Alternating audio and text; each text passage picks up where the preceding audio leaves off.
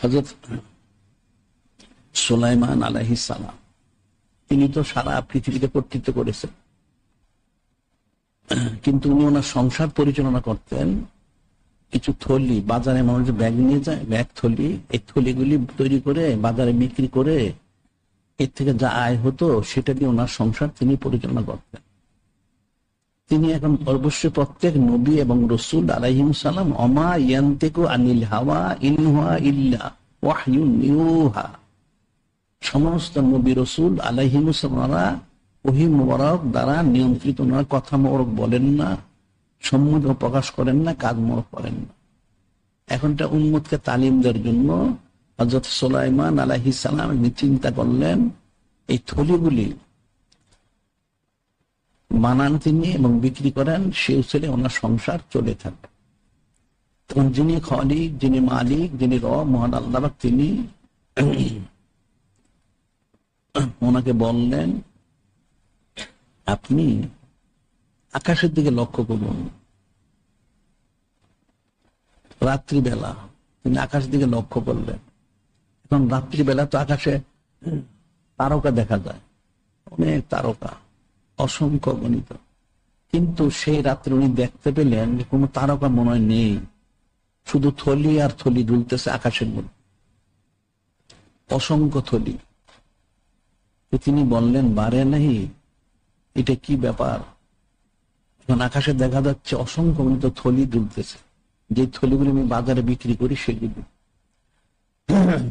যিনি খালিক, যিনি মালিক রব মহান, হ্যাঁ আপনি যে থলিগুলি বাজারে বিক্রি করেন সেগুলি এখানে ঝুলতেছে, এখানে আসলো কোথা থেকে? যিনি খালিক, যিনি মালিক, যিনি রব মহান আল্লাহ, তিনি বলেন আপনি তো থলি বাজারে নিয়ে যান, বিক্রি করেন, কিন্তু রিজিকের জিম্মাদার তো আমি। ওমা মিন দাব্বাতিন ফিল আরদ ইল্লা আলাল্লাহি রিজকুহা, জমিনের সমস্ত প্রাণীর রিজিকের জিম্মাদার হচ্ছে আমি। আমি তো রিজিক দিয়ে থাকি, এখন আপনাকে তো আমাকে রিজিক দিতে হবে। থলি হচ্ছে একটা উসিলা। আপনি যে বাজারে থলি পাঠিয়ে থাকেন বিক্রি করার জন্য, এখন মানুষ কতটা কিনে? মানুষ তো সব কিনে না। এখন মানুষ যেটা কিনে তো সেটা কিনা বিক্রি হচ্ছে, আর যেগুলি মানুষ কিনে না, কিন্তু আপনাকে তো রিজিক পৌঁছাইতে হবে। আমি হযরত ফেরেশতা আলাইহিস সালাম আমাদের মাধ্যম দিয়ে থলিগুলি কিনে এনে আপনার আমি পয়সাটা আমি পৌঁছে দিই। সুবহানাল্লাহি। এখন আপনি আকাশের দিকে দেখুন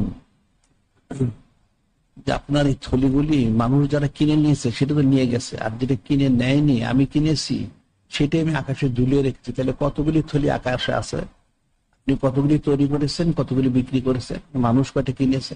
মানুষ যত সামান্য কিনেছে, তা আমি সবটা কিনেছি, যেটা আমি রিজিকের জিম্মাদার। আমি কুদরতময় ভাবে রিজিক দিয়ে থাকি। সুবহানাল্লাহি। এখন সেটাই যিনি খালিক, যিনি মালিক রব মহান বললেন তোমরা ওই খাদ্য দ্রব্যগুলি দেখো আমি কিভাবে রিজিক দেই।